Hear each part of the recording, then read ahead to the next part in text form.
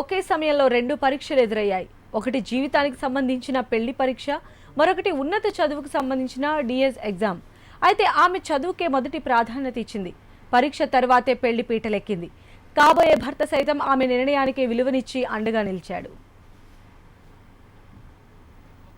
నగర్కు చెందిన జమునా మోహన్ల కూతురు రచన D.Ed second year చదువుతోంది. రచనకు మంచిర్యాలవాసి సాగర్ తో వివాహం నిశ్చయమైంది. అయితే పెళ్లి పత్రికలు అచ్చువేశాక డిఎడ్ పరీక్షల షెడ్యూల్ విడుదల కావడంతో పెళ్లి ముహూర్తం పెట్టుకున్న రోజే పరీక్ష కూడా రాయాల్సి వచ్చింది. ముహూర్త సమయం ఉదయం 11:03 డిఎడ్ ఎగ్జామ్ కూడా ఉండటంతో పరీక్షకు పంపించాలా, పెళ్లి నిర్వహించాలా అనే సందిగ్ధంలో పడ్డారు.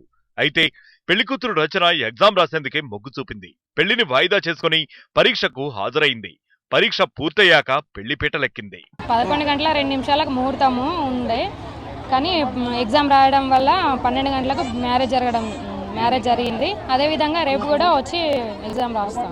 ఉన్నత చదువుకు సంబంధించిన పరీక్ష కావడంతో రచనకు అండగా నిలిచాడు కాబోయే భర్త సాగర్. పరీక్ష రాయడం వల్ల 12 గంటలకు చేసుకోవడం జరిగింది. అయినా పెళ్లి ఉండడం అని చెప్పేసి పరీక్షను పోస్ట్ పోన్ చేయడం అనేది మంచిది కాదు కాబట్టి పరీక్ష రాసి పెళ్లి చేసుకోవడం జరిగింది.